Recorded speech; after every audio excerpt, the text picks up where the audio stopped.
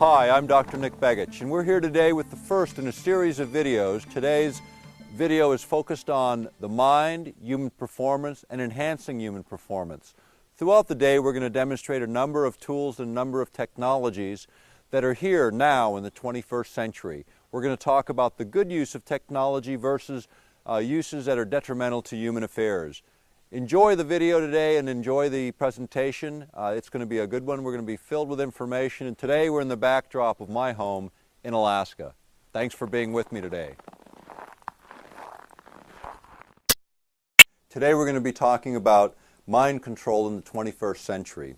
But first, let's give a little bit of background on who I am. I'm Dr. Nick Begich. I was born and raised in Alaska. I have a doctorate in traditional and complementary medicines and a background in politics here in this part of the world. I've been active on these issues and issues on technology throughout the world. I've lectured in 22 countries all over the United States. I've worked with 200 radio and TV producers around the world to get these issues into the hearts and minds of folks so that we can really debate and look at what the potential is both on the positive side of technology as well as some of the things that we all need to be concerned about and look out for. Here in Alaska, I also work as a tribal administrator for Chickaloon Village, one of the federally recognized Native American tribes in Alaska. I worked as an administrator in public education. In the last 10 years have been actively engaged primarily in activist work surrounding these issues. Most recently, I was appointed Executive Director of the Lay Foundation on Technologies based in Dallas, Texas, to take technology issues forward, to educate the public so that we can all be more informed as we move forward into this century. First, let me give a little bit of background on this whole area. You know, the military's interest in this area goes back to the Korean conflict. Right after the Korean War, returning veterans, prisoners of war, had really unusual behavioral changes. In fact, as our military began to look at these guys and find out what was going on with them, we found out that huge psychological transformations were made. These were made through lots of different methods, mainly affecting the emotions of folks. What happened as a result of this is our military and others became very interested in the idea of manipulating human behavior for lots of different purposes. I mean, obviously, in prisoners of war situations, the idea of interrogating folks where they're more liable and susceptible to giving the information up was the main emphasis during the Korean conflict, and of course was of interest to our military as well. From the 1950s, things changed pretty dramatically. As we rolled into the 1960s, a lot of interest into the idea of electronically controlling what happens within the human brain was being pursued. In fact, in the early part of the Vietnam War, back in the mid-60s, a device called the LIDA machine, L-I-D-A, was captured from the Russians. It was used in interrogating U.S. prisoners in Vietnam. And essentially what it was an oscillating strobe light mixed with auditory signals that actually caused what's called brain entrainment, the idea of the brain beginning to mirror or follow those external signals. And what this did is put people in a highly suggestive state and a state where they were more willing to give up intelligence. This particular device triggered a whole cascade of interest, primarily from Central Intelligence Agency. In fact, it was right after this period of time in the early 70s that this whole adventure became of interest to our U.S. Congress. Back in 1975, the United States Congress did a full analysis of what the Central Intelligence Agency was doing in the United States. And within that analysis, they published this report. And this is a report on the activities within the United States. And if people remember, the Central Intelligence Agency was supposed to be dealing with things only off of our shores, not within our boundaries. Now, in the 60s, the CIA was used for infiltrating student groups, getting involved in surveillance of everyone from the Congress all the way through activist organizations, individuals through the United States. During this same period of time, a huge controversy broke, and it was the MK Ultra controversy. And this dealt with the idea of taking individuals, utilizing primarily chemical means, LSD and other mind-altering drugs, to see if you could alter behavior in a favorable way for military adventures. In fact, the abuses that were engaged at that time are actually spoken about in this congressional report. The sad story is that of all of the victims, thousands of military personnel used in these experiments as well as others, never once was the government fully held accountable until one individual actually committed suicide. That resulted in a lawsuit that eventually was settled by the Central Intelligence Agency in favor of that individual who was subjected to this kind of experimentation. At Laurentian University in Canada, similar work was being done, really developing methods, protocols for influencing human behavior without chemical means. If you even go back to the 60s again for a few minutes, and let's talk about another guy. This guy was Jose Delgado. Jose Delgado put together this book. This is Physical Control of the Mind Toward a Psycho-Civilized Society. Jose had his degree in electrophysiology from the University of Madrid. He was granted his degree in 1950, and once achieving that degree, he spent his time sort of mapping the brain, looking at what parts of the brain affect various parts of our behavior and activity. What he found was that the brain could be mapped, that you could actually implant electrodes within the brain and get a number of effects. And some of that he was doing with primates. He was doing it with bulls as well. In fact, this image is Jose Delgado with a charging bull coming at him. He threw a radio transmitter, threw the switch on it, and basically stopped the bull, not dead, but stopped it dead in its tracks, where it stopped the charge. This was done in 1969. Now, back in 1969, Jose Delgado had left Spain, had come to the United States, was working primarily at Yale University in this work, where he continued his work until the mid-'80s. What he found is that he was able to stimulate the brain utilizing an implanted technology and cause a number of effects in primates, bulls, and even human beings. By the 1980s, he found that he didn't need any physical contact with the human brain. He just needed to oscillate or vibrate energy into the brain in a very specific way. And what he found in 1985 was that you could create tremendous changes in human brain chemistry by oscillating energy in at 1/50th of what the Earth naturally produces in the radio frequency range. Now, if you think about that in a broader sense, how much radio frequency energy is around us right now at this moment is about 200 million times more than nature produces on its own. So take what nature produces on its own, cut it down to 1/50th of that amount of energy, and that was what was sufficient to override human brains and primates in such a way as to change them from, say, lethargic and passive to highly aggressive and agitated, almost like throwing on and off a light switch. This was documented in work at Yale University. This work has also been documented in our books, which is part of the basis of this series, the Earth Rising, The Revolution, and Earth Rising, The Betrayal of Science, Society, and the Soul. And in these two books, we actually lay out over 1,000 reference sources, laying out exactly where each bit of information comes from, primarily quoting mainstream media reports, academic studies, unclassified military records, and work done in a number of institutions around the world. On this subject, we were also pretty impressed by the idea that finally one of the leading publications in the world, The Economist, actually took this issue on in this cover story from the end of May 2002. And in this cover story, the beginning of the dialogue, the debate on the ethics of mind control, the ethics of artificially manipulating the human brain for military applications. If you take it a little bit further and we start to look at sort of what did the military do during the 60s that was the most impressive, the thing that struck me was not the chemical test, because those are pretty obvious to everyone. It was the idea, more in line with what Delgado and others were utilizing, which was this idea of oscillating electromagnetic fields of various kinds. The radio frequency energy was as being one of those primary movers.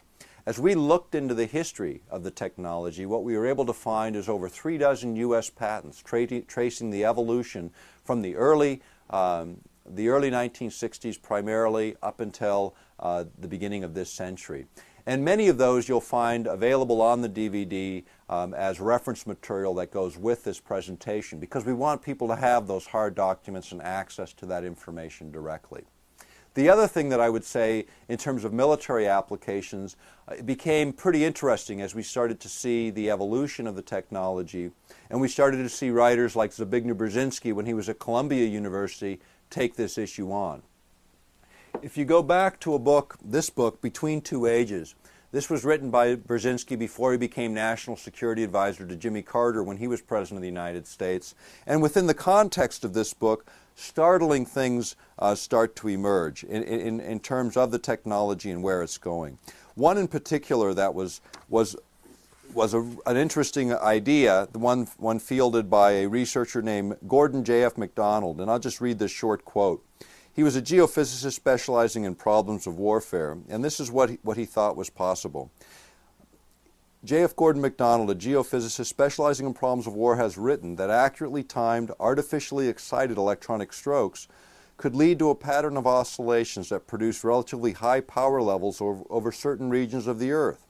In this way, one could develop a system that would seriously impair brain performance of very large populations in selected regions over an extended period, no matter how deeply disturbing the thought of using the environment to manipulate behavior for national advantages. To some, the technology permitting such use will very probably develop within the next few decades. This was written in 1973, and in those last few decades, that is exactly the technology that has emerged and the technology we'll be discussing today. Some of the other areas that became pretty interesting, and it wasn't just to us, but others were looking at this whole idea of weapons advancements and technology as it could affect human behavior on a large scale, covering the entire planet, and then something much more narrower. The things that Brzezinski was talking about was this idea of being able to oscillate energy in such a way that you could create a signal that would return to the Earth in such a way as to alter behavior. How does that work? Let's talk a little bit about the mechanisms behind brain entrainment and what exactly that means. Affecting human behavior, affecting the brain, can be done in a number of different ways. Firstly, you need to look at sort of what are the predominant brainwave activity within the brain and how does that line up against what we generally know. Let's break it down into four areas. We're going to talk about alpha waves, beta waves, theta waves, and delta waves. And we're going to start with the deepest states of human consciousness. When you're totally knocked out, deep sleep, you're in this deep delta state, which is approximately 1 to 4 hertz or vibrations per second or pulses per second. If you looked at an EEG to look at that brain activity, you'd see this sort of pulsing energy within this range of 1 to 4 hertz. The next level up is called theta. Theta runs between approximately 4 and 7 hertz, or pulses per second or vibrations per second. This is the place that most people are when you're sort of in between awake and asleep, where you're consciously dreaming but you're still unconscious, but you have that sort of in-between state. That's the theta state. This is where most 3 to 5-year-olds spend most of their time. If you were to look at an EEG of their brains, this is where the predominant activity is, which gives a clear explanation of why sometimes it's difficult for young children to separate the imaginary world from the real world. It's because of where they generally live. But in this same place of where their brains are, where they absorb tremendous amounts of information. You think of 3 to 5-year-olds in terms of language skills, social behavior, the kinds of things they're learning. The other thing that happens is we shove kids into an early frame of learning, where the brains aren't fully developed for the kind of academic studies that many of us push our kids into maybe a little bit too prematurely. As an example, in Europe, they don't even start children in school till usually 7 years old versus the 5 and 4-year-olds being started in school in the United States and in preschool programs. Now the next stage is the alpha stage. This runs approximately 7 to 12 hertz. This is where you are when you're in the zone, when you're focused, when you're as an artist or an athlete, where you're just at your optimum performance. For accelerated learning, for certain particular types of learning, this is extremely useful brain range to be in. It's where you want to be for intellectual work and creative work. The next level is beta. This is where you're actively engaged, thinking and learning. At the same time, there's a little bit more emotional content in terms of the dialogue. As you get to high beta, you get to those agitated states or states where we're not in as good a control of ourselves as we like to be. So the range, if you're looking at children that function, say, at too high a beta, these are folks that are attention deficit disordered, often cataloged in that way. Also, if they're running theta, they're running too low of a frequency range. Oftentimes we categorize children as learning disabled. And yet, really what may be happening in many instances when we diagnose too early is the brain just hasn't fully developed to where the alpha rhythms and the beta rhythms tend to dominate the waking state, which is where we want to be as adults. The interesting thing in terms of study is what was discovered early on, originally by Delgado and others, was the idea that external fields, when they were coherent or rhythmic and followed very specific patterns, could override the activity of the normal brain. And this could be done with pulsating radio frequency signals, pulsating electromagnetic fields, with oscillating light or pulsating light, and it could also be done with sound. Now, if you think about sound waves and sound itself, for the human ear to perceive it, we don't perceive the very, very low frequency sounds. Animals like elephants can perceive those low frequency sounds. Other animals that have large receivers, ears that pick up those low frequency sounds can do that, but we can't. So what happens is the brain, not being able to hear below a certain range, cannot pick up these low rhythms that can cause brain entrainment unless you can create sort of a cancellation effect. And here's what's been developed. A gentleman named Robert Monroe, back in the late 1950s, early 1960s, discovered that if you sent sound into one ear at, say, 16,000 cycles per second or vibrations per second, within the range of human hearing, and one in at, say, 16,007 in the other ear. So you have 16,000 coming in here, 16,007 coming in here, and they cancel within the brain and leave a beat frequency of 7 hertz. Within the alpha range, as an example, the brain locks onto that beat frequency, and this is called binaural beat. It was actually patented by Monroe. It was used to develop a number of technologies, but the real effect of binaural beat is pretty profound. If you look at this image, and this is an image taken from the Monroe Institute, you can see a normal brain on this side, which the energy is distributed across the brain, with one side, in this case, dominating, where the energy is focused in the reds and the yellows on one side of the brain. With binaural beats, you create what's called whole brain entrainment, where both hemispheres of the brain, both the creative side and the analytical side, harmonize and work together. This is the ideal state of learning, the ideal state for absorbing information, taking it into consciousness and committing it to long-term memory, and also having profound effects, very strong effects, suggestive effects on the human brain and subsequent behaviors. As a result, over 60,000 people were tested at the Monroe Institute utilizing this technology, and actual tapes and CDs were developed for creating very specific behavioral effects for enhancing human performance, not for necessarily military applications, but for civilian applications in a number of areas. And we'll talk about that as we go on through this presentation today. The main interest, again, of many was the idea of being able to enhance performance. I mean, consider the fact that brain activity in young children, how do we moderate that now? I mean, when kids are hyperactive, we drug them. When they're attention deficit disordered for other reasons, we drug them. And the idea there is to get them to slow down enough in order to make the kinds of intellectual processes work so that things do work properly. Now, there's other ways to accomplish this, and one of the most outstanding programs in the country was actually initiated in a charter school in the Minneapolis School District. Minneapolis School District set up a charter school where they only allowed children in, essentially, who were attention deficit disordered. 80% of the children were on Ritalin, a drug used, again, to modify their behavior so they can learn.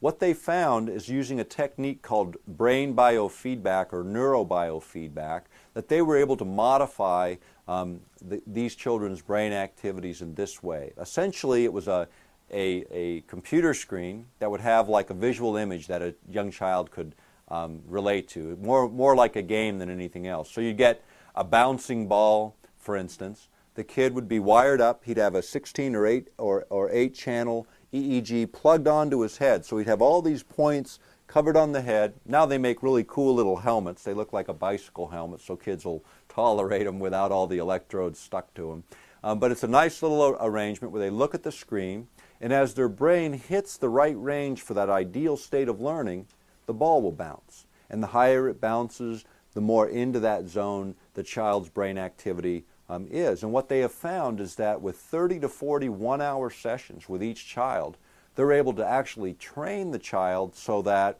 they can literally go into that ideal state of learning at will. In other words, they don't need the biofeedback apparatus. It's like a training tool. It's the same as if you try and learn how to ride a bicycle out of a textbook. It's not going to work very good when you get on it the first time. But if you get on that bicycle and you fall down 2 or 3 times and you learn how to ride it at 5 or 6 years old and you never picked up a bicycle again until you were in your 20s and you grab that bicycle, you would immediately have laid down those necessary learning tracks to pick it up because of that feedback you get from the experience of actually all of your sensory perceptions being engaged in the learning activity. When you look at brain biofeedback, it's essentially the same kind of focused learning that allows you to retain, lay down those tracks so that you can go there at will. What did Minneapolis School District find out? After the first year, 80% of the student body was off of Ritalin, off of all psychoactive drugs. We're able to move gradually back into regular education programs, not needing the special education resources that otherwise would be demanded throughout their 12 years of K through 12 education. Now, why is that important? Obviously, for the individual, I think it's obvious. But as taxpayers and people concerned about what goes on in our communities, special education is one of the biggest growing costs around the country. It's something that other school districts should be actively engaged in, and it's something that you, as a listener to this DVD, could become an activist of one. Contact the Minneapolis School District, get information on this program, and get it into your local school district. You'll help a lot of kids, and you'll reduce costs in your communities, and actually begin to see technology applied in an educational environment.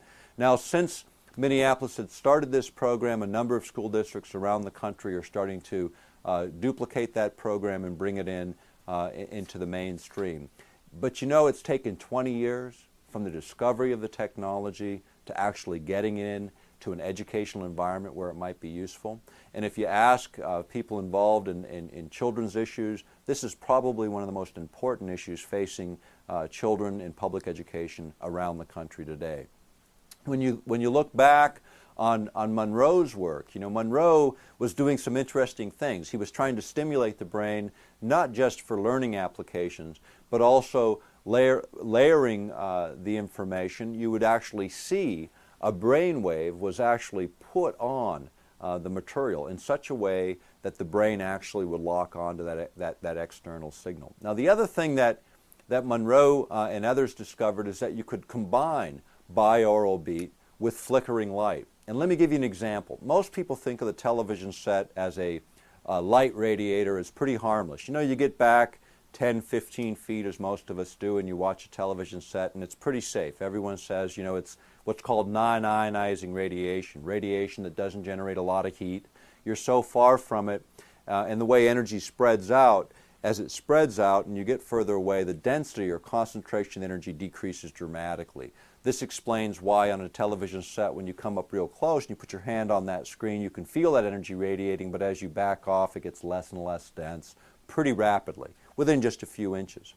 If you think about radio frequency energy being broadcast from a radio transmitter, you know, when it starts out and you're close to the transmitter, you hear the signal real clearly, and the further and further and further you get away, the less dense that signal is and the weaker the signal becomes.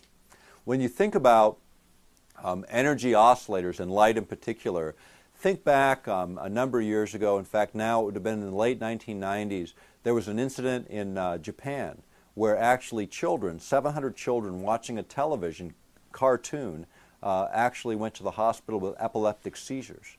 What caused those epileptic seizures when light is supposed to be harmless, particularly that coming off of television? It was the flicker rate. That's what was determined. The rate in which a certain segment flickered or pulsed, it struck what's called a window frequency. Within the range, there are certain frequencies like dialing up a radio. In between you get static, no signal, no clear resonance between transmitter and receiver, yet when you hit the station, you get a nice clear signal. The same is true within our physiology, within our brains and within our bodies. Most energy is static between the stations, but when you hit that window frequency, you can trigger this cascading chemical reactions within the human brain. In that case, it took 700 children to the hospital with energy otherwise thought to be harmless. Capitalizing on this knowledge, people have developed technology that focuses in on those window frequencies for enhanced human performance, whether it's to help you sleep, to cause you to slow down, relax, and go into those deeper states of sleep, or whether it's to perk you up, to gain energy so that you can move forward in a day with a lot more vigor and a lot more energy, or whether it's for those accelerating learning applications where in the background you could be either playing binaural beat or you could be utilizing this technology to feed information in, putting the brain into that ideal state for learning, and then bringing the information in a way that the brain can absorb it readily, retain it, and actually be able to use that information in a much more effective way in the future.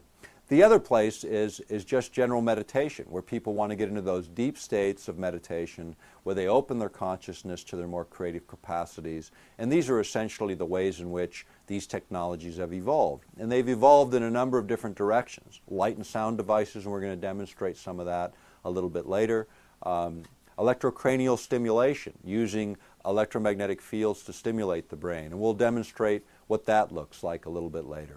And also the concept of biofeedback, being able to get a signal in and being able to understand that signal in a way that causes us to slow down or to be able to learn how to relax. Stress is probably the single biggest killer in the world today. If you really look at stress-related illness, whether they're psychologically based or physically based, stress is the root of many of the illnesses we see today.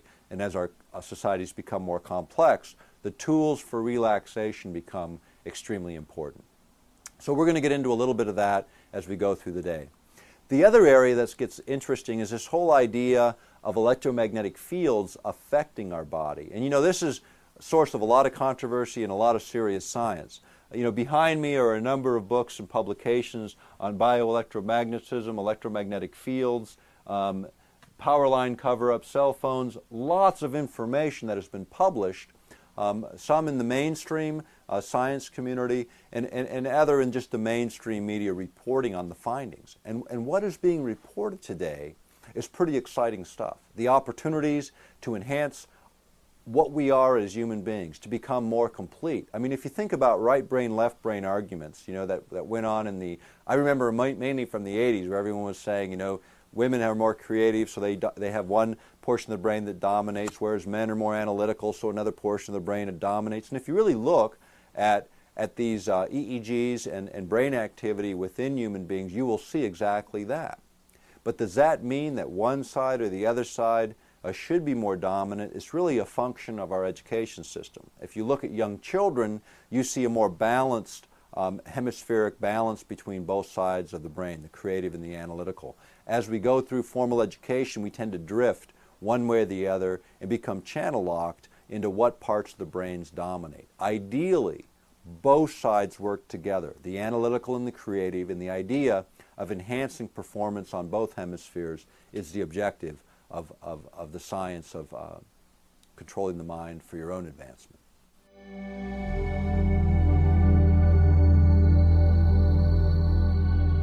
Understanding a little bit more about the body and energy interactions with the body. You know, the chemical model was the dominant model of the last century. This was the idea that everything that happens within our physical health and within our mind is related to chemical interactions.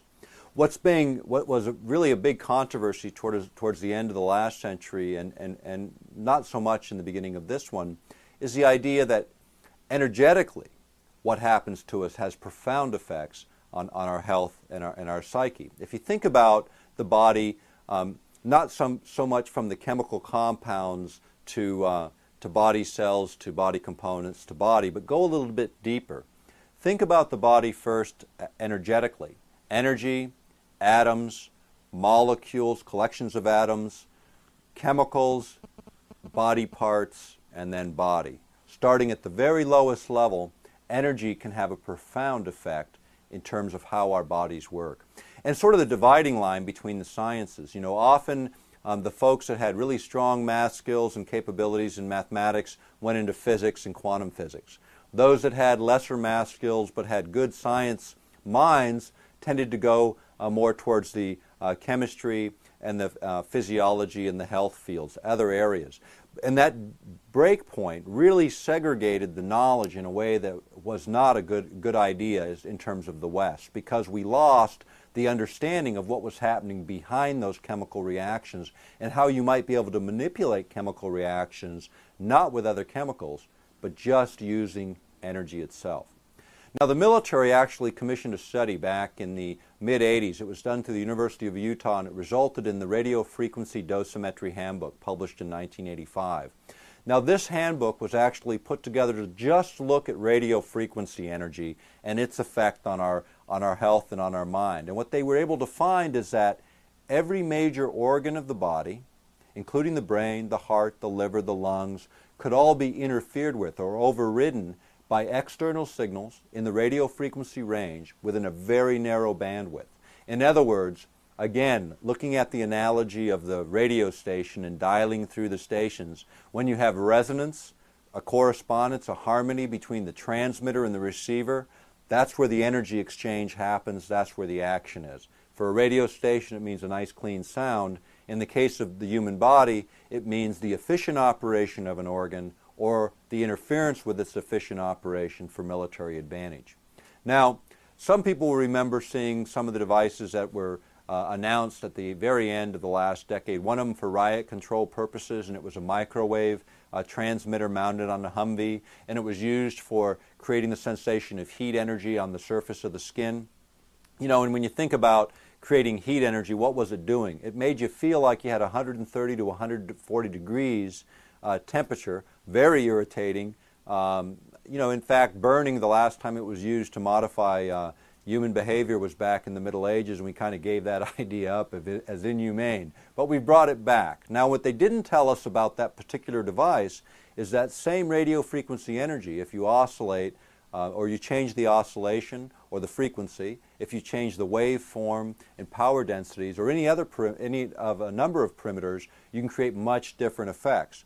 The Radio Frequency Dosimetry Handbook, commissioned by the United States Air Force, explains what those varying effects are, whether it's interfering with the heart, the lungs, the liver, the kidneys, or in fact just controlling behavior by agitating people in terms of creating the heat sensation.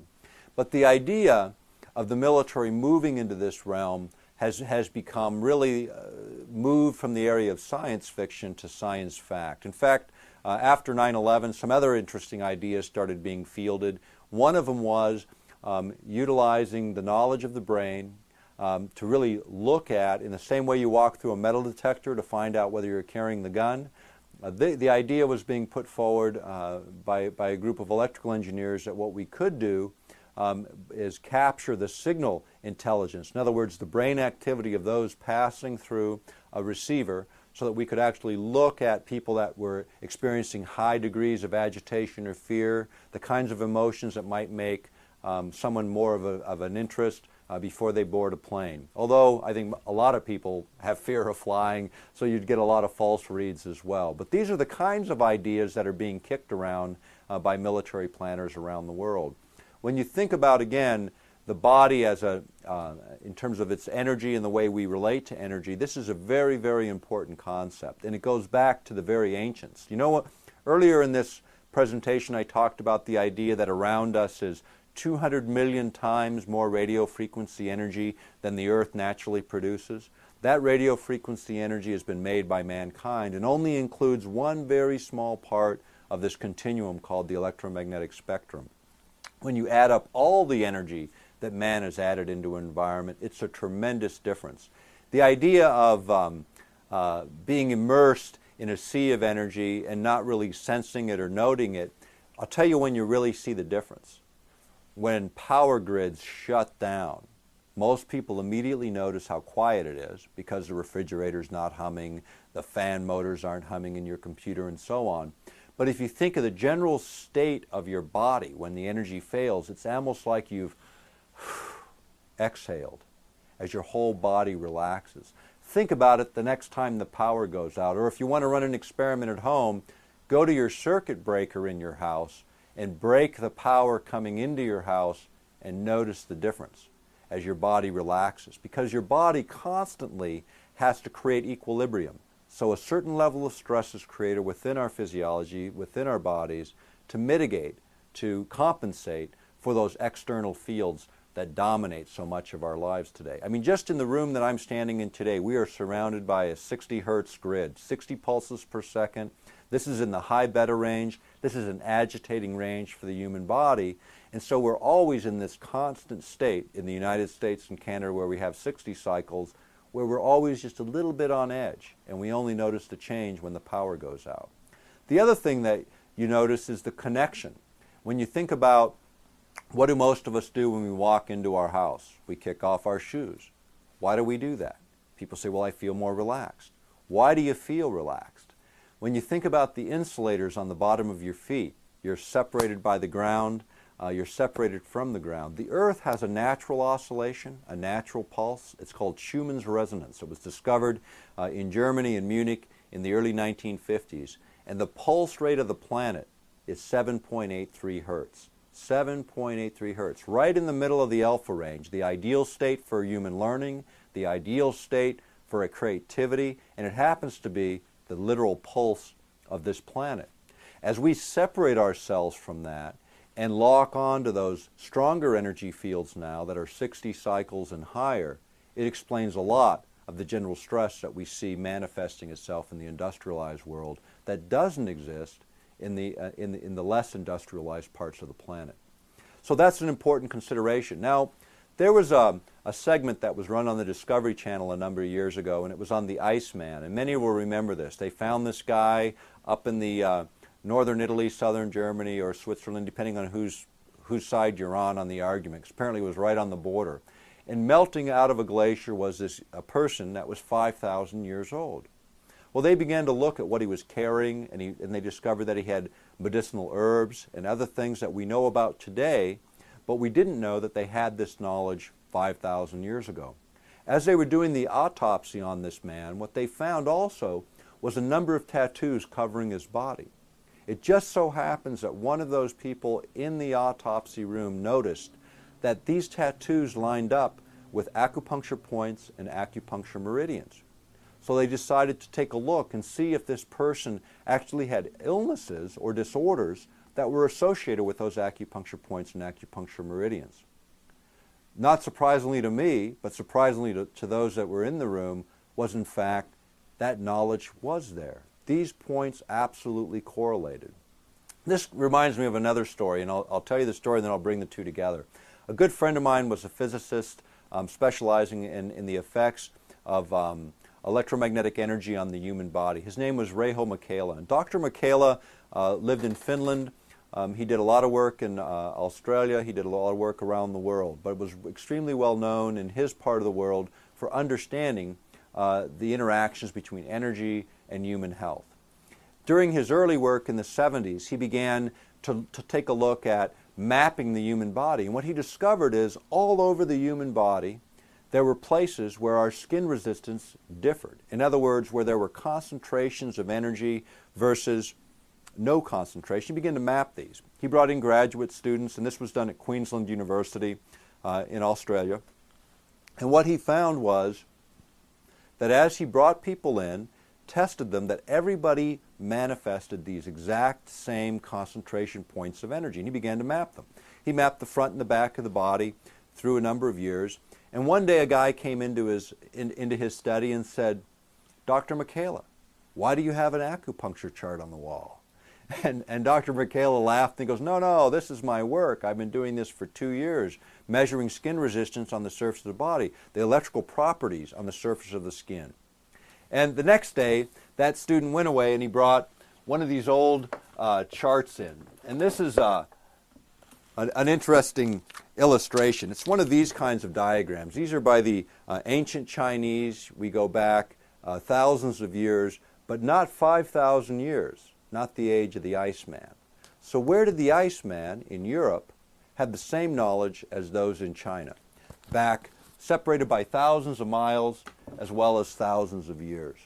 And this is what my theory is, and this is strictly a theory, and I want to differentiate that from factual information, because that's what theories are, ideas that may help explain what we otherwise don't understand. Now, the arguments that we heard was, well, gee, how did the Chinese get the information into Europe? Or how did the Europeans get the information into China? How about this idea? Take away all the background noise, all of the things that we've created as mankind, take them out of the picture, and perhaps human beings, some human beings, were highly sensitive, were able to differentiate on the surface of the skin these very, very subtle differences that Reiho Michaela discovered 2,000 to 5,000 years after Europeans and Asians. Now let's go back and let's talk about this basic idea. This instrument, this is a Pointer Plus, and this is actually an acupuncture tool that has two functions. Its first function is to locate the points, to locate the acupuncture points on the body accurately by measuring the differences in the electrical properties on the surface of the skin. As an example, an acupuncture point on the index finger on this side of the fingernail is well known and is charted in all of the charts, whether they go back to ancient China or the modern world. This device, the Pointer Plus, is actually an electroacupuncture device, and the first thing I want to show is how it actually detects a point. And this will make a loop. So there's power coming through here, and there's a circuit that's completed if I actually go all the way around. So let me turn it on. There's power circulating through, and I'm locating a point, and when I hit that point, I get an auditory signal, and I get a bright light.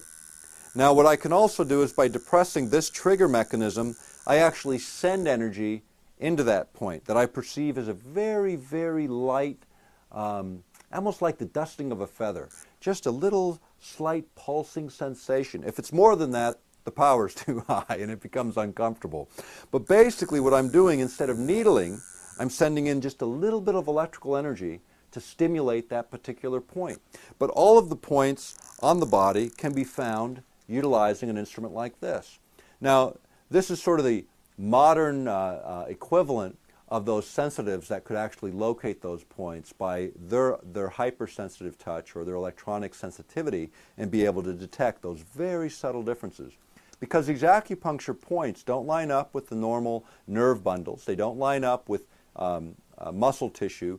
They don't line up with the circulatory system or of the body in terms of moving the blood around. This is the fourth system, the energetic system of the body, well known now and well understood. The place where I got my doctorate in traditional and complementary medicine was actually founded by a gentleman, Anton Jarosaraya, who was the first WHO fellow, World Health Organization fellow, to go into China and study acupuncture in the 50s and bring it back to the West in the 60s.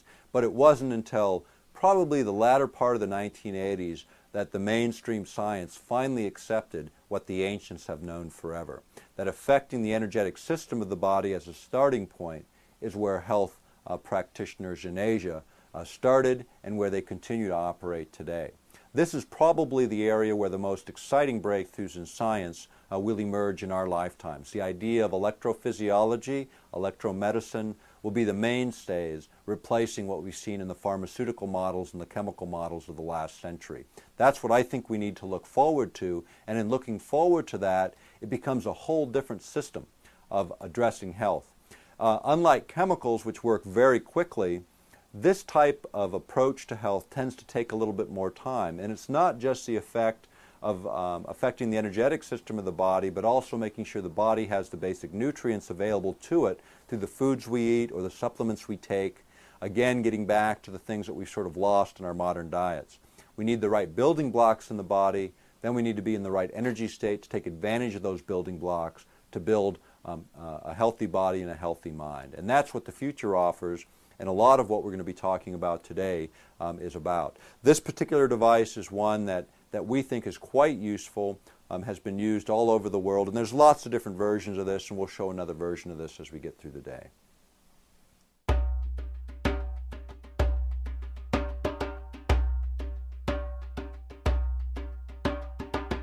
All right, we're going to demonstrate some of these basic tools. I'm going to make myself a little bit more comfortable. It's a little bit warm in here with all the lights. But we want to get a little bit more of a practical look at sort of how some of these tools that I've been talking about really work, what they do, and some of the ways that they can be beneficial in our own lives. And again, to kind of take away, so much of my work in the past has been centered on military activities, military affairs, and sort of the sinister uses of good technology. And technology's a two-edged sword in real terms. A truck can be used to deliver your mail, or it can be used by a bomber to blow up your house. So technology is not bad in and of itself. It's really the intent of the operator. And in this case, these are tools that I consider tools that deliver to individuals the power to take control over certain parts of our life and enhance our own innate natural abilities in ways that allow us to better perform. Light and sound I've talked a little bit about in terms of sort of the negative effects. I mentioned in one of the earlier segments this discussion about the Japanese kids that were watching a cartoon had this epileptic seizures event. Now, an important thing to note about light and sound devices: if you have any history of epilepsy, you cannot use these technologies because the light itself will trigger those kinds of seizures in people that are already very sensitive in that area. That's why your physician tells you not to go into bars or clubs or dance halls where they have strobe lights flashing, for instance, if you have history of epilepsy. You can, however, use the sound component, the binaural beat, and there's never been any reports of adverse actions there, because it's strictly just sound creating an entrainment effect for a very, very specific type of enhancement. But this is a device, the Orion Light and Sound. It essentially is a headset and a pair of glasses. Now, the thing with light devices is you don't keep your eyes open. When you put these glasses on, you actually close your eyes, and you'll see when I turn this on, you'll see the little flickering light. You can adjust the light volume, but you close the eyes, and the light actually easily passes through the eyelids, and you have the same effect, but again, you're more relaxed state when you can close your eyes. So the first thing is to set a program. This particular device has a little over 20 preset programs, and this is the one that I use predominantly. There are more sophisticated devices that you can self-program. You can do a lot of other things with. I particularly like this because it's simple. It has 3 buttons and an on and off switch. That's the Nick Begich 3-button rule. If it's got more than that, it gets too complicated for most people to use as a practical matter. Now, this device is used primarily for 4 main areas. Although there's 20 different programs, those 4 areas are meditation, relaxation, accelerated learning, and enhancing creative work or creative capacity. Now, within those areas, this device through binaural beat, and that's again to remind folks, this is where a sound signal comes in at one frequency in one ear and another frequency in the other ear. So for instance, within the range of human hearing, approximately 1,500 cycles per second to about 20,000 cycles per second. This is the range, the frequency range for most human beings. Some can get very sensitive hearing that maybe goes down to lower frequency. Some have higher frequency sensitivity and can hear a little bit beyond that range, but that's pretty much the range of human beings. Marine mammals, for instance, dolphins can hear up to 250,000 cycles per second, much, much beyond in the high frequency range beyond a human being. Elephants, on the other hand, can hear in the very, very low frequency range, the ELF range, below 100 cycles per second.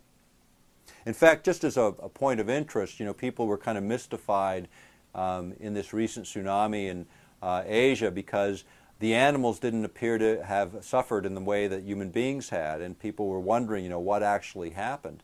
A sound wave traveling through the water, through the oceans and through land, actually travels 3 times to 4 times faster than that surface wave of actual tidal wave action coming. So animals that can hear low frequency sounds actually heard it coming at them several hours before the actual wave hit. They actually heard the earthquake go. For those of us that live in earthquake regions, most of us know that before the earthquake hits, there's usually an auditory signal. You actually hear it coming, like a freight train coming down the track. So animals with that sensitivity actually pick it up, but for the brain to hear low frequency sounds, you need this binaural beat, this cancellation effect where the signals cancel. So say one signal comes in again at 16,000 cycles per second or pulses per second in one ear, 16,007 comes in at the other ear, they cancel and leave that beat frequency of 7 hertz. Essentially, that's how light and sound devices work, and what you'll see when I activate this particular unit, you'll actually see the flickering effect of the lights. And let me turn the volume of that flicker up so you can actually see it contrasting in this particular light. So it's that flicker effect. As you're watching the light flicker, it literally, the brain entrains to the flicker rate, changing brain chemistry, altering consciousness, and changing your mental state and your ability to either absorb information, relax, meditate, or engage in creative work. Now, the other interesting thing about these devices is, again, they're simple to use, or relatively, this is probably the least expensive device on the market.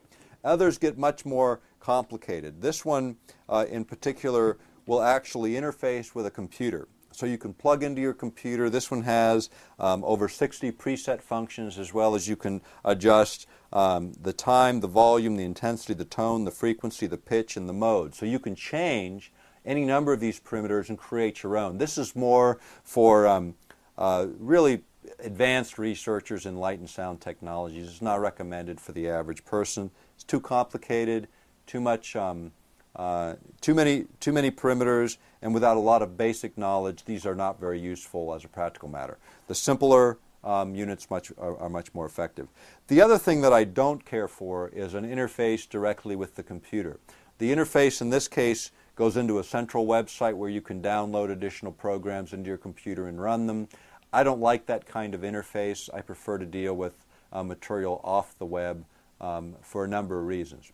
But nonetheless, good technology, very stout technology, and used now literally around the world. Now, there were some individuals that had made specific health claims related to these kinds of devices. They are no longer on the market. FDA shut them down.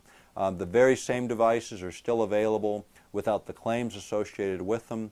The main thing is the light effects are well understood. The other thing that happens with light and sound devices is your blood chemistry changes. You can actually measure blood chemistry. You can actually see those changes within the blood workups. And you can actually look at how your body's reacting to light and sound. And this is something that has been done. We actually published a publication in the Earth Pulse Flashpoints. It's an actual 60-page booklet that breaks down, I think, 4 or 5 studies of light and sound devices specifically. So folks that are more interested in getting follow-on data, it's available there. You can also go on the web, and a tremendous amount of information is available out there today on light and sound devices. Another device for brain entrainment, and one that I no longer carry, and one that I don't really care too much for, but I want to at least demonstrate a little bit for purposes of knowing there's lots of ways to get energy into the body to have these very same changes. In this case, the reason I don't like it is it requires 4 contact points. And this is done with a headband. This has gotten a little bit of use, but you need contact gels. So that's the first thing I don't like about it, is the idea that you have to have moistened material when it makes contact with the skin so you get good conductivity. In this case, what happens is essentially very similar. This is the on and off switch and sets the power level. This switch actually sets the frequency, and this frequency ranges from a fraction of a hertz up to about 12.5 hertz, which covers all of those main areas that we're interested in: the delta, the theta, the alpha, and the beta ranges in the low beta ranges.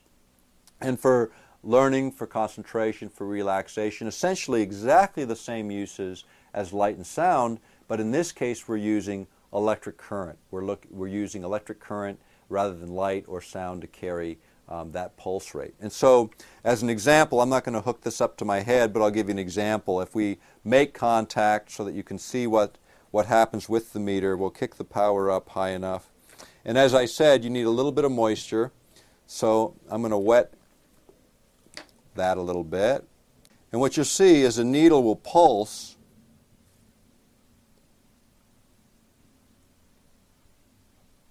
within the green range. You see that pulse rate, and that's essentially electrical energy coming into the body. In this case, it would be, these electrodes would be placed in this location. There would be 2 here approximately and 2 behind the ears. So you get across the cranium this pulsing, stimulating field. The electromagnetic field the brain locks onto and begins to mirror the effect much in the same way, exactly the same way as the light and sound device. In this case, a little sloppier to use, a little tougher to use, as you just saw, but an interesting device nonetheless. These are, I've not seen very many of these left on the market, mainly because of the inconvenience of use. But again, several ways to get the brain to oscillate in a different way at a different beat frequency.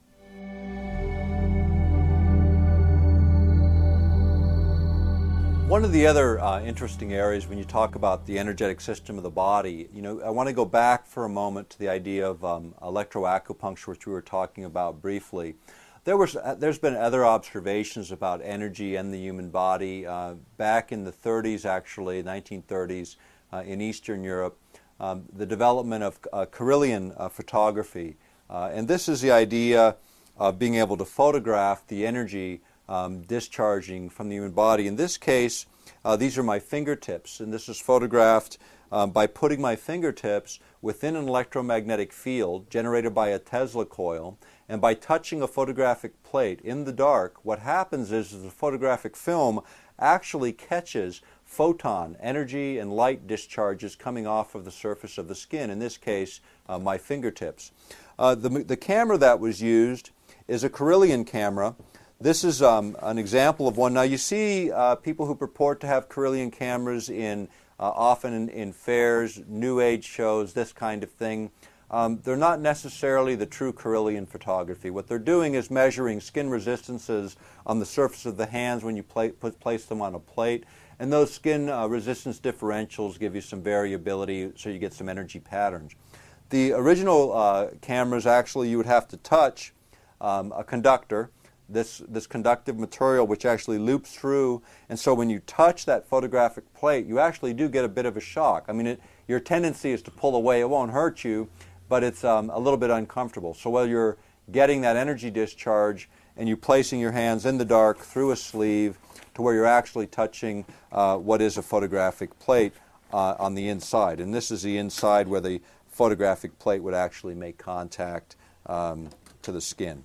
So the Kirlian cameras are interesting for demonstrating that there is actually this energy coming from the body. Now, one of the other instruments that we didn't demonstrate, this one has a single function. This one strictly locates the acupuncture points. This can be used for massage therapy, acupressure, where you're not using needling, but you want to be accurate. You want to hit specific points that may affect very specific parts of our physiology. So what happens here is, again, you have to make physical contact. You have to loop around. So in this case, you have the probe to help locate the point, and then you have to have a conductor. You have to be able to physically complete that circuit so the electricity can flow through the entire body and be amplified in those specific points where you get a signal. And in this case, what you'll see, there's an acupuncture point again on the inside of my index finger.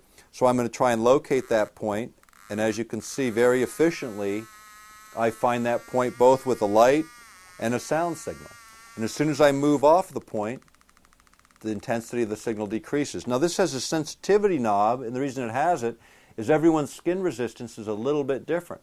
So some people with particularly dry skin might have to turn it up really high in order to pick up all of the points on the body.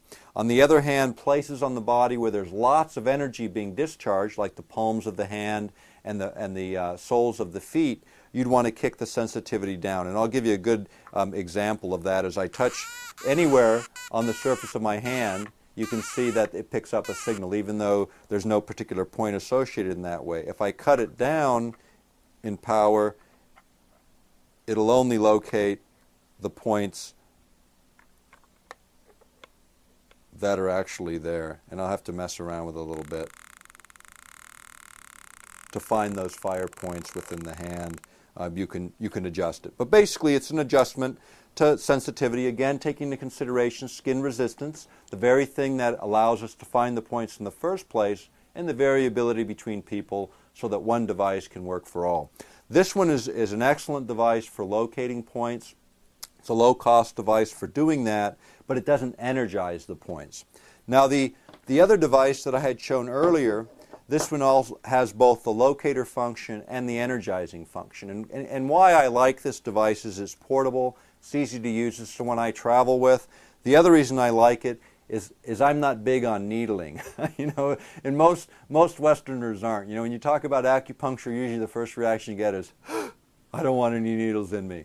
This is another way to deliver energy to the body, avoiding the needling and the discomfort associated with it. This is not an uncomfortable sensation, but a very powerful one, because even in the needling, there's a certain amount of interaction between the person operating that needle and the person that's receiving that needle. In this case, energy is deliberately pushed in. Now my friend Reho Michaela, Dr. Michaela, who I had mentioned earlier, went a step further, and he developed an electro laser system for acupuncture. And in this case, he uses a class 4 laser. This isn't a laser that burns tissue or burns material. It's right below that level. It's very powerful. It's not like one of these little pointers that you see in the novelty shops and in lectures, often these small lasers. It's something in between the burning laser and the pointing laser, the class 3. And what they were able to do is take the class 3 laser, which has about a 2.5 millimeter head where the light actually comes out, and then around that head place an electrode that actually pulses energy in that harmonizes with the light energy that's also going in, but a much, much different effect. As an example, when I went to see Reho in 1994, I spent a week with him in his lab and actually his clinic. He took this system into Finland and actually was challenged by the medical authorities there, similar to our American Medical Association here. They challenged him all the way to the highest court in the land in Finland. And my friend Reho Michaela won his case and was able to train 15 practitioners in electrolaser methods before he passed away, a method permitted by the medical authorities in Finland and in other European countries today, and practiced by very few practitioners within the United States. But here's what he did for me. Reho first took a look at my general health, utilizing the normal tools of an MD. You check blood pressure and temperature and all the basic perimeters that most physicians engage in. The other thing he did is take a look at not my blood work, but my urine, and analyze that. And he's also an iridiologist, someone that studies the iris and can connect disorders within the body to manifestations that show up in the iris. And iridiology is well known. Anyone who studies this field will find very similar things. The body projects through the eyes its state of health.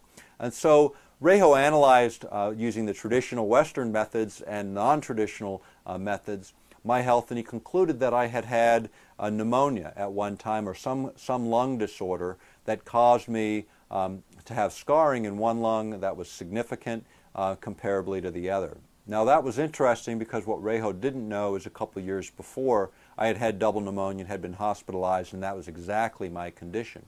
So what he said was that he was going to show me how electrolaser acupuncture works in rechanneling energy in the body. So the first thing he did is he went through a liver point, and this liver point, this lung point, what he did was he wanted to show me how energy could come into the body, affect the primary lung points, which are on the chest, and what he said is, without coming anywhere near my chest area, but affecting other lung points in the ear, he was able to show energy coming through the body, and what you saw on my chest was 2 red dots about the size of a dime, about 1 centimeter in diameter, appear on my chest. No contact, perfectly circular in form, one very much intensely red and the other one sort of a dull pinkish color, correlating with which lung had the most damage and which lung didn't. Now what also I noticed coming through that point where the energy was coming in through the ear was first starting as a slight, like, pulsing sensation.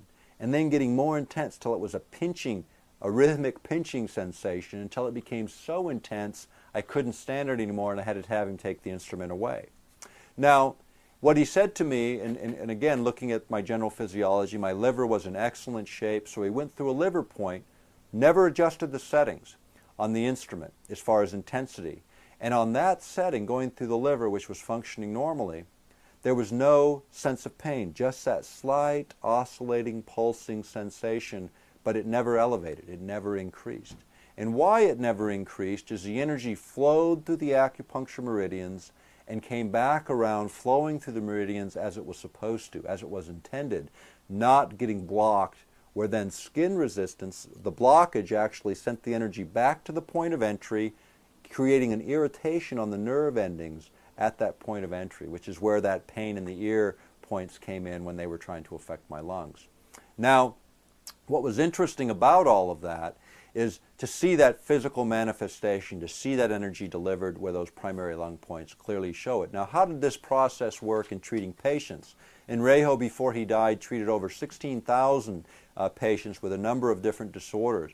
And what happened in a week to 6 week treatments, because you'd go in every day for 30 minutes and get the same treatment 5 days a week, sometimes for a week, sometimes 6 or 8 weeks, depending on the disorder. Because this system of acupuncture generally does not work instantly in many, many cases. It takes time. The kinds of things that Reho was treating, things that are considered incurable in the West. He treated successfully MS, diabetes, various forms of cancer. When people say they've got a cure for cancer, be a little bit skeptical in the sense that there's over 700 types of cancer, so people need to be a little bit more specific. Reho had success with very narrow bands of cancer and other disorders within the body. But his work, what was interesting about it is being carried forward, but it didn't just include electrolaser acupuncture. It also included the proper nutrient supplements and the proper foods in order to make sure that the building blocks for the body were also present as you try to rebalance the system so that energy flows, and then what manifests from that is essentially good health. The other instruments, this is one of the earlier instruments that I became acquainted with. Again, another electroacupuncture instrument.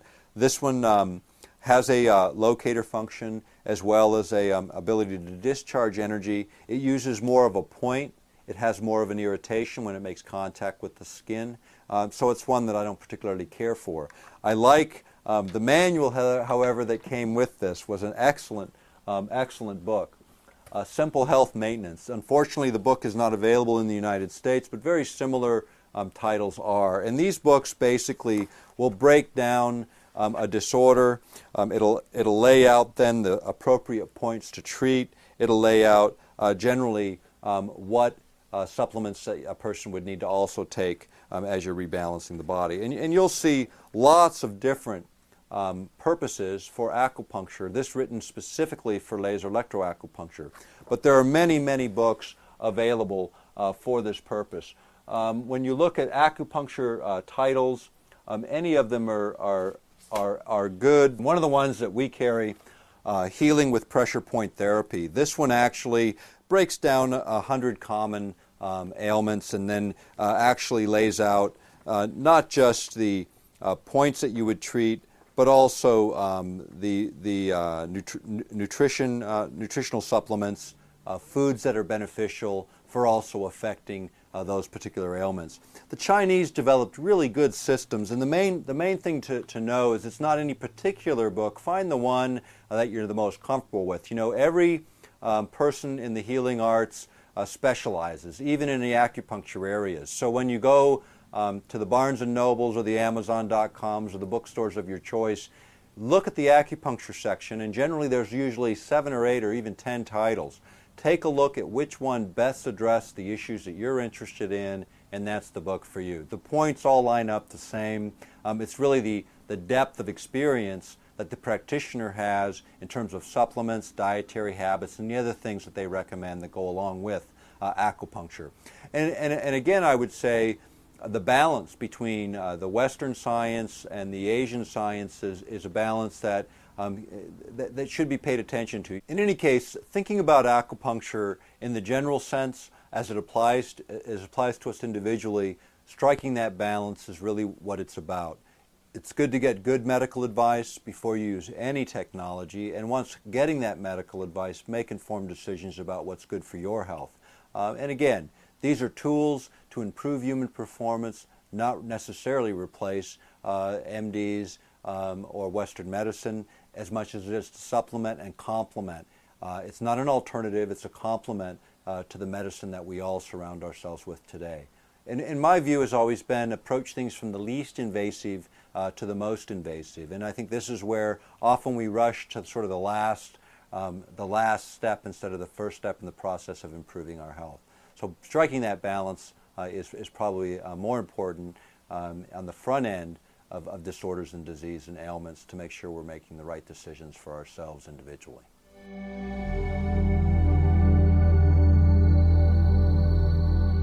The next area I want to talk a little bit about is this concept of biofeedback. And I mentioned brain biofeedback, and I don't have the instruments to demonstrate for that here.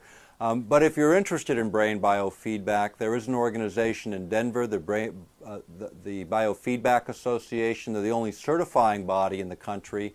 So if you're looking for a practitioner of biofeedback in your area, particularly the idea of being able to affect brain activity for children or for adults, very useful in stroke recovery, addiction issues, behavioral issues, and attention deficit issues.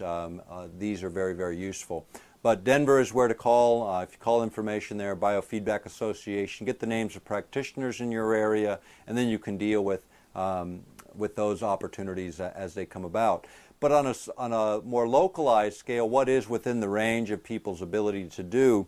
This particular device I like. This is just for relaxation, and it incorporates what are called muscle tensiometers, which are these three small metal discs. And what they do is they pick up energy from the body, translate that energy in terms of muscle tension. And when you tense up your muscles, there's actual changes in skin resistance on the surface of the skin that can be measured.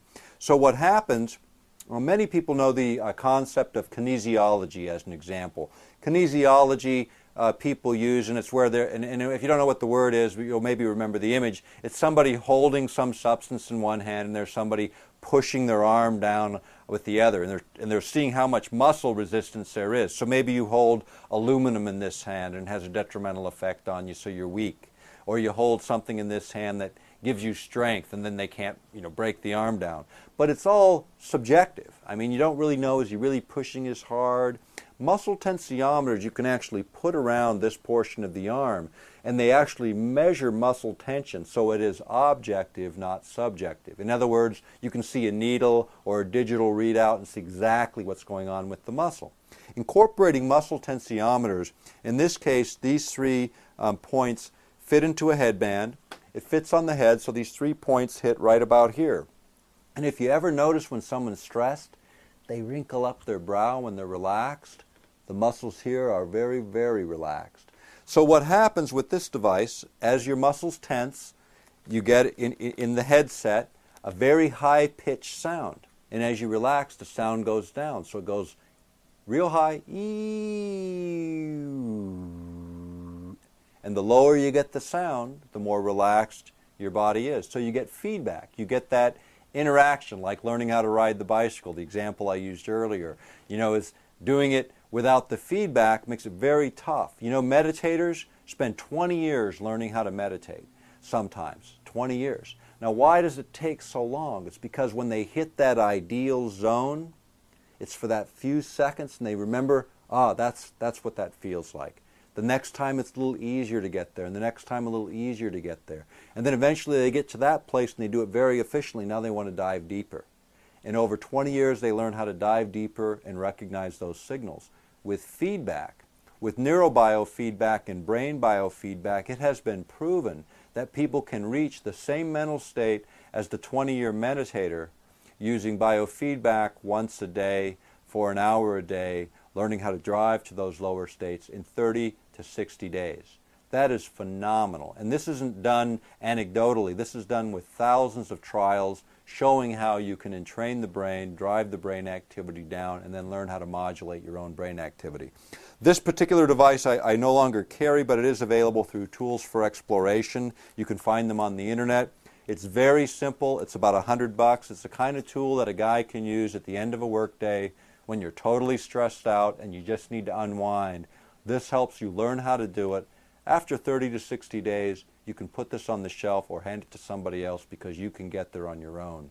And that's a key thing in a busy, hectic life, being able to learn how to relax, reduce those stress levels, and recognize relaxation in terms of the general sense of the body, and being able to get there quickly and efficiently. Even midday, in the middle of the day with an intense schedule, it's nice to be able to create an environment where you can relax and learn how to really work with your own physiology to accomplish that. This instrument is also a biofeedback device. This device, the thought stream, actually measures skin resistance, in this case with a probe that fits on the palm where the palms sweat a little bit, and you make a decent contact. When the device is clicked on, it actually has a headset, so you get an auditory signal, so you can close your eyes, you don't have to look for a visual signal, and you can relax. And it's the same basic idea. The sound starts very high up and then drops down to a lower and lower pitch as you start to relax. Now, what I'm going to show with this device is I'm going to set it up so that it's on, and what you'll see first is you'll see a light signal. And this is just the light signal setting itself for my energy state and for my skin resistance. And so as this signal gets to red, the objective is to get it to go from red to green, and it'll go red, orange, and start to work its way down as I relax. So I'm going to try and relax just for a second here and see if we can get this to drop.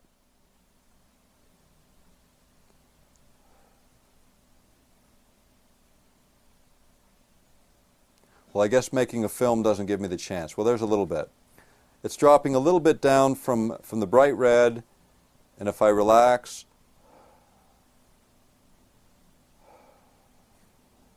you'll see it drop down into the orange. And essentially, what this is doing is giving me a visual signal. At the same time, there's an auditory signal if I had the headset on, which would tell me that I'm getting more and more relaxed. And I can adjust the sensitivity on this instrument and the volume on the instrument so that I can get deeper and deeper and deeper into more relaxed states. This one's just a little more complicated than the headset. Of the two, the headset is the simpler technology to use. Now, they have more sophisticated brain biofeedback instruments. They run into thousands of dollars. The Mind Mirror is one which actually lays out with light bands that go across a visual screen, both hemispheres of the brain, so you can not only slow the body down, but make sure both hemispheres are basically energized at approximately the same energy state. So you maintain that optimum brain balancing performance at the same time that you're relaxing or going into those particular mental states that you're desiring to go to. So biofeedback is one way. This teaches you to do it on your own. Light and sound instruments drive you there. In other words, there is no learning. You're there within a minute and you stay there. People with sleep disorders, light and sound devices are extremely effective for putting you to sleep because they immediately entrain the brain into those relaxed states, whereas this is a training tool to learn how to do it yourself.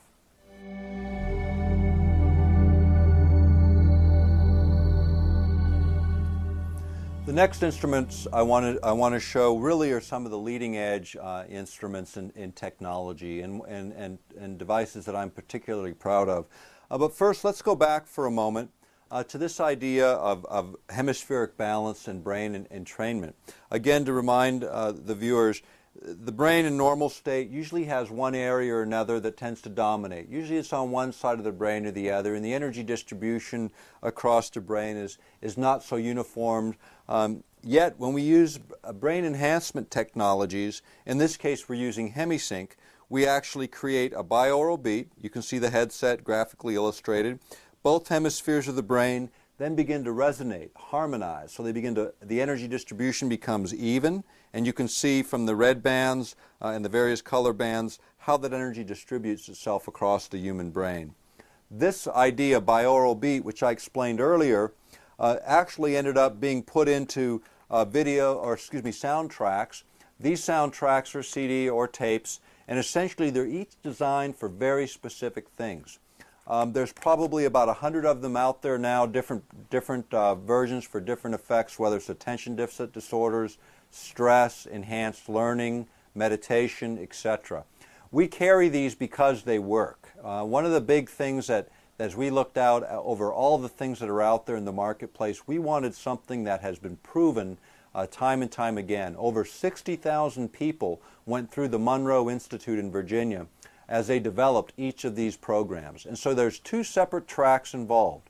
One strictly uses tones and sound to create the effects, and sometimes they'll overlay on those tones and sounds, classical music, or what have you, to make it more pleasant to listen to.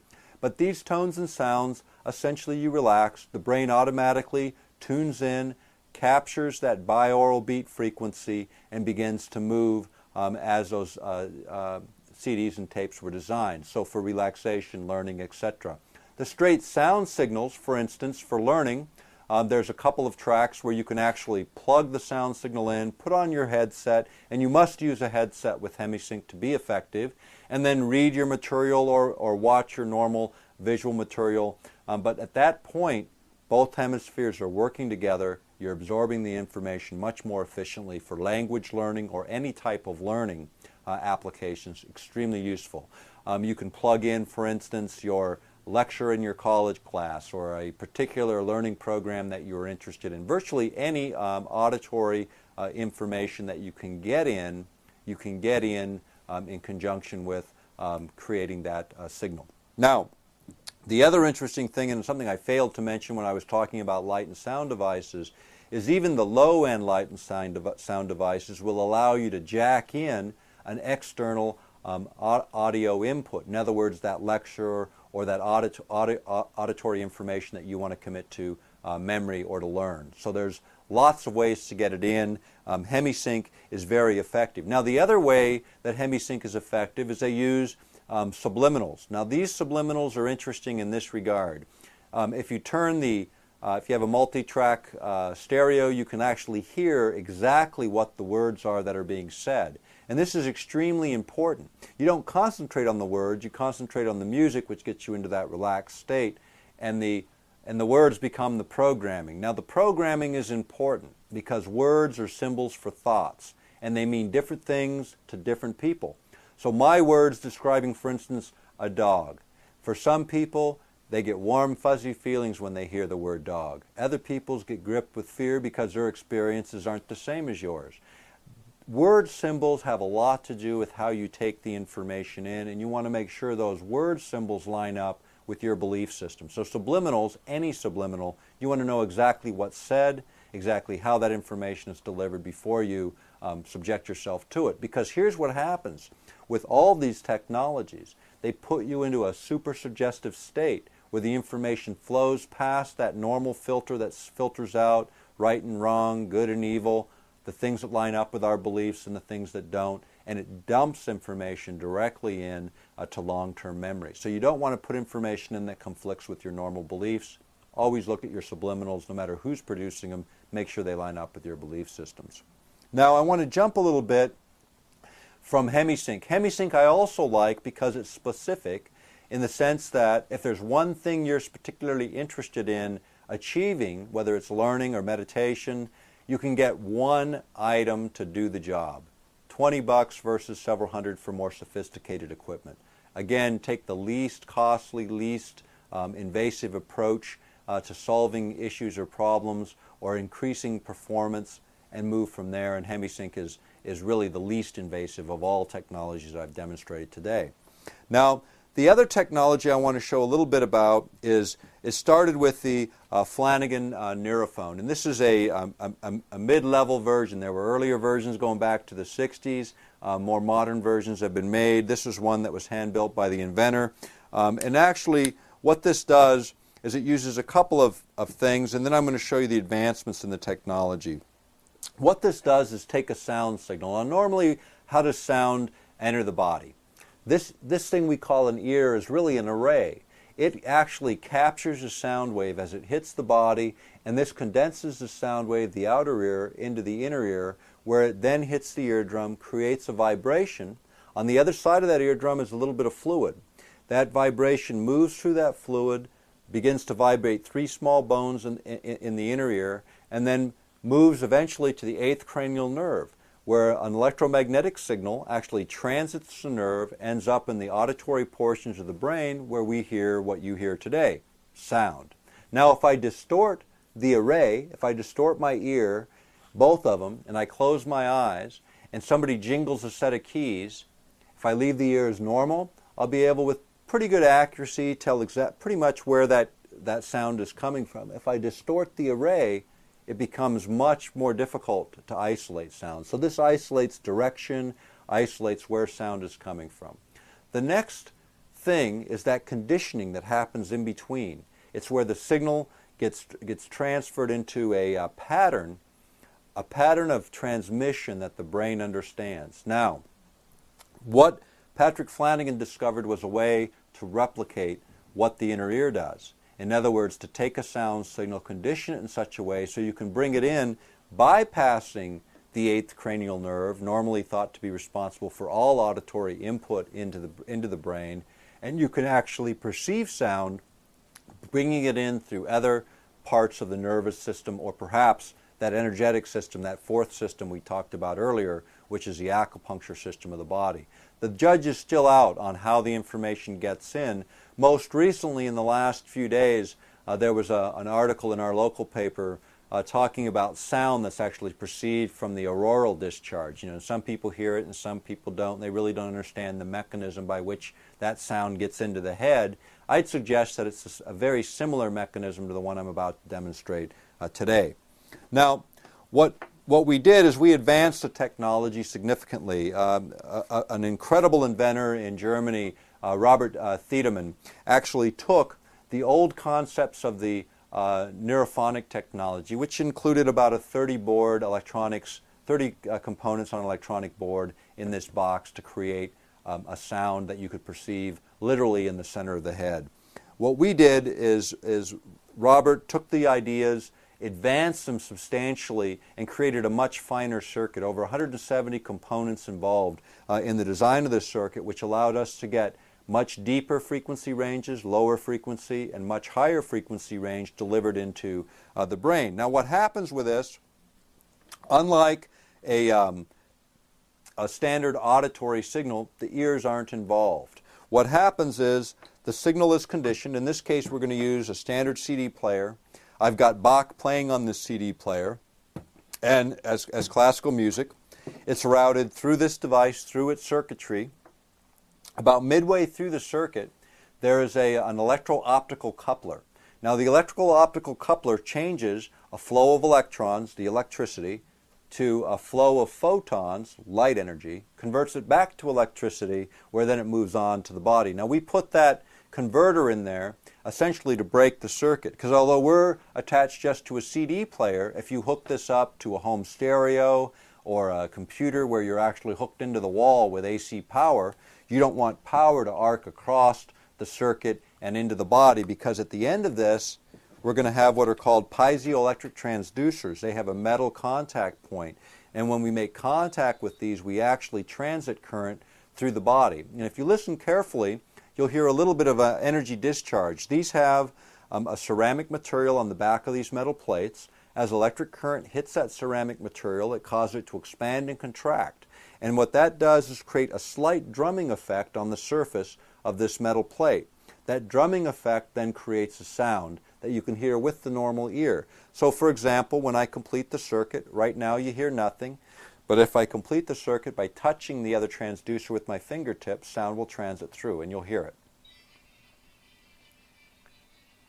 Now, what you can't hear on the camera, but you can hear in the room, if I actually place this on my temples and block my outer ears, the sound is internalized. The sound is actually heard as if it were originating in the center of my cranium. Now, when you're out of balance energetically, when you're looking more like this, what you'll find is the energy will stay on one side or the other. In other words, you'll perceive the sound as if it's sitting over here somewhere in your head. Within about a minute of use, the energy centers. As both hemispheres begin to beat together, you get exactly the same effect, only it's created as a condition of use, not the input signal. In other words, any input signal creates this kind of balance in both hemispheres. Where this has been particularly effective in Germany is the combination of hemisync technologies together with this delivery system. And the reason being is you're not just getting it through the normal auditory channel, you're getting it through another auditory channel, increasing the inputs. Now, when you listen to it, if you were actually to hook up, and you can with this instrument, you can hook up a regular headset and listen to that headset. You can then put on the piezoelectric transducers, and what you end up with is a three-dimensional sound. The same kind of difference that you would perceive by listening to AM versus FM, where the sound volume and quality fills out with FM. Listening to FM versus this technology, it fills out one more level. So you even get more enhanced sound. For gaming and for some of those kinds of things, it could be quite interesting. But for brain enhancement, body balancing, where this has been used, these technologies have been used, is by introducing electrons, which is essentially what you're doing. You're creating an energy flow through the body. Electrons are being delivered to the body. They enhance your overall energetic state. They balance the hemispheres. They also balance the acupuncture meridians, and it shows up. A week or so later, your system is still in balance after about a half-hour use, assuming that you don't experience some huge stress levels or some traumatic event which throws your equilibrium out. But generally speaking, it manages balance, allows for increased learning, enhanced performance. Now, this technology, as I said, was developed for Earth Pulse. We hold the U.S. patents. Our colleagues in Germany hold the international patents for the technology. We are just introducing this as one of the leading edge learning technologies available now. The idea behind this technology is, again, to advance it even further, to miniaturize the circuit. Where we're really excited is the potential applications for hearing impaired. Initially, as we tested the device, field tested the device, we found that certain individuals with hearing impairments or hearing loss, particularly in the high frequency range, were able to regain that high frequency loss. The other thing we found is sound signals above the normal range of hearing, up to the carrier frequency of 40,000 hertz, could be perceived by people using this. So you get even more range. If you listen to a standard headset and you listen for that high fidelity sound that's being laid down on the sound track with normal headset, it only goes so far. You put on the transducers and it jumps another level. You actually catch the higher fidelity sound that otherwise you would totally miss on the audio input, whether it's music or a lecture or some other information. The sound wave, we have information available on it. You're welcome to write to us and get that information. We'll send it out to you in a booklet form that kind of explains what it's all about, or you can go to our website, which is at the bottom of the screen. The idea behind these technologies for us was the idea that we could advance and deliver technologies to the average person that would be useful. One of the other instruments that we'll be bringing out in the next couple of years, it's in prototypical design now, is one that measures subtle energy fields in and around the body and actually give you the feedback. Again, feedback is an extremely important process in accelerating learning processes. And if you study most of the areas of philosophy and science where they kind of cross over, you'll hear oftentimes people refer to energy centers within the body. Well, these energy centers can be measured, and they start approximately here, and they move up to the top of the head. 7 centers are generally involved, but it's always been subjective again, where, is it really there, or is there really energy there? And there's a column that flows approximately 6 inches out from the body. With the instrument that my colleagues in Germany have developed, you can take the instrument, move it into the area of those energy centers, and actually see a needle move. When you move out of the area of that energy center, the needle stops moving. So feedback, again, important. If you want to activate the heart center or the center in this area of the throat, you can actually see the needle, get the feedback, change your way of thinking, change your way of focusing your attention, and see if you can move the needle at will. That's where the feedback comes in for energy work in a number of fields. This instrument we think will be extraordinarily valuable and one that we look forward to bringing out in the future. The next area I want to talk about deals with sound and agriculture. And this particular book, Secrets of the Soil by Peter Tompkins and Christopher Bird, is a book that we publish, and I consider it to be one of the most important books in alternative agriculture.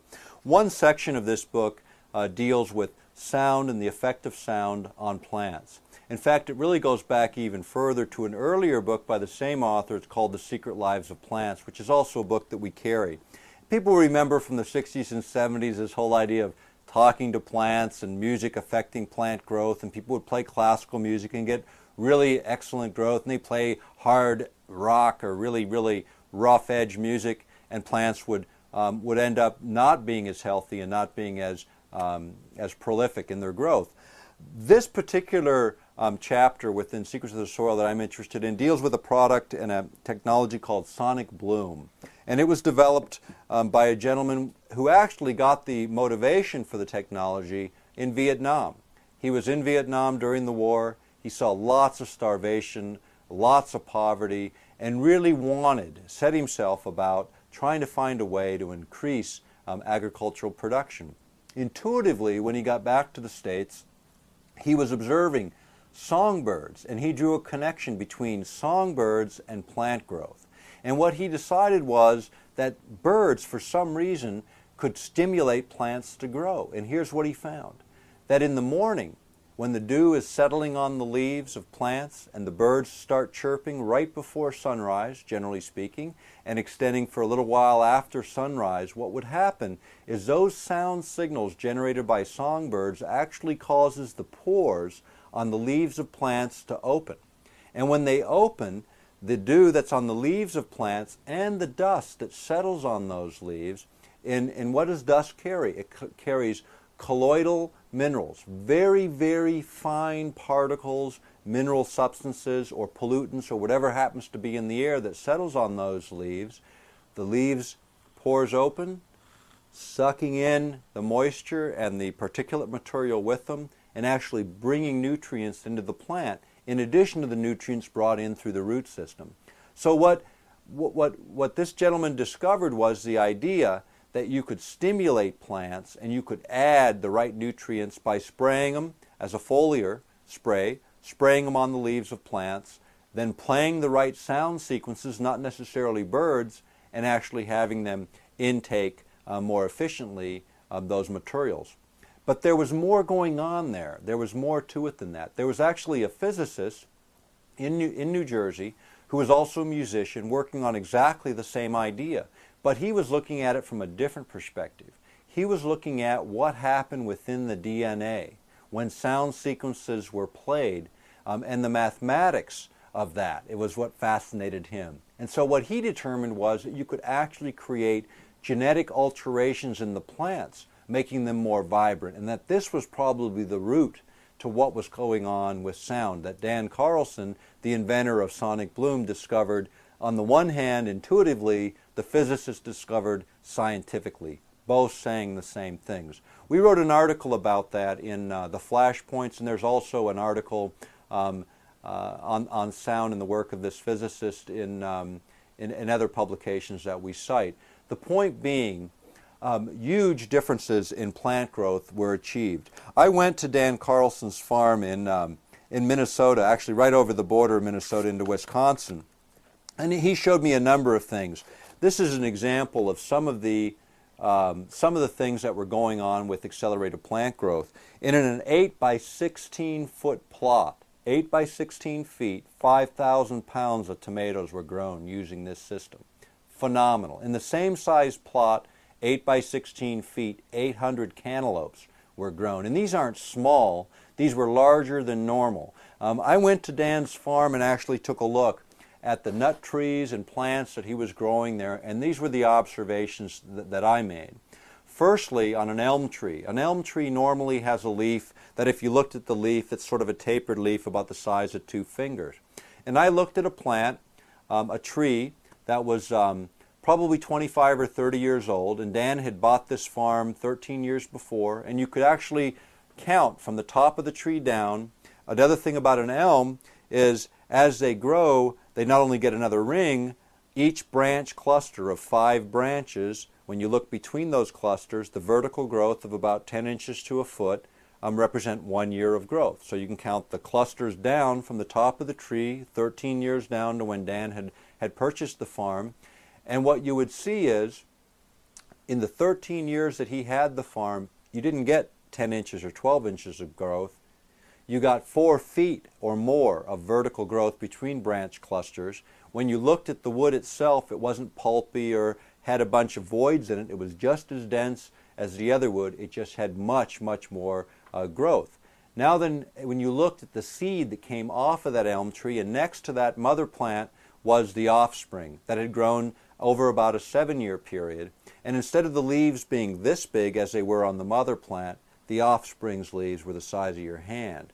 That difference was because the plant was genetically altered, so it didn't just affect its ongoing growth, but the offspring became much more potent, much more energetic plants. The other thing, the fruit trees in his orchard didn't have any pesticides whatsoever, but insects attack weak plants, not strong plants. They're part of that process of decaying the plant in order to break it down into soil. So they're nature's workhorses. They go into gardens to kill the dead, basically, and bring them into the formation of soil, whereas vigorous plants, you could see it. The insects would attack the outside of an apple, for instance, but never penetrate the skin. You just see a slight blemish, and off they'd go. The fact is, in hardwoods, instead of 75-year growth or 50-year growth for veneer-grade black walnut, a plantation of over 1,000 trees with 10 years of growth showed triple the density, triple the diameter growth. What is that worth? In black walnut, a 10-inch diameter tree, 10 feet in length, represents, in veneer grade, approximately $10,000 in value. So tripling the speed of a plant like this certainly has economic gains and benefits. Likewise, when putting pesticides into the field, the idea of the foliar activity, the expanding of the pores, actually suck in pesticides so that plants you want to get rid of, you can get rid of with a lot less poison released into the environment.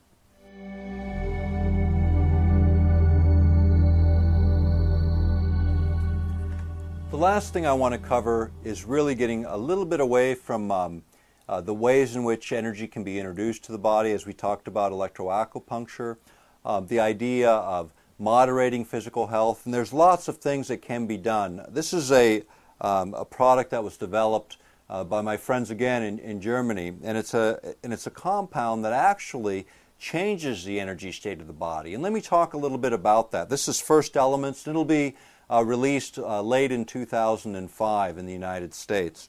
But the idea behind this product was to look at a way to get energy into the body, perhaps chemically. And so here's what we created in Germany. Robert Tiedemann spent almost 4 years looking at developing a way to get negative hydrogen into the body. In other words, basically negative energy, electrons, and you can measure electrons by putting this in solution. You can actually take a measurement that will show approximately 700 negative electron volts. What we're talking about there in terms of energy is releasing free electrons in the body, and what happens with that is very simple. Toxins within the body tend to be positively charged, so negatively charged particles lock onto those and neutralize them, or take neutral particles, donate a free electron, which makes them scavengers, and they act as scavengers within the body, taking those toxins into a position where they can be eliminated through the normal methods that the body eliminates toxic waste. The other thing that happens is when you're detoxifying, in most cases, if you go through regimes that detoxify the body, you get really sluggish. You might even feel a little bit ill and weak for that first few days. With this material, that does not occur because it actually adds energy into the system that not only detoxifies you, but leaves you a net level of energy that actually increases your sense of alertness and focus without the edge of, say, caffeine, but the same alertness and focus. The other thing that happens is with this, if you take a half a gram a day, 500 milligrams a day in the morning and 500 milligrams a day in the afternoon, and you measure your pH, your acidic alkaline balance. In most of our diets in the West, we take in way too much acidic food, and you see it in hair loss, you see it in complexions, you see it in stomach disorders, and in generally bad health. Highly acidic systems are not the best for human beings. You want to be slightly on the alkaline side.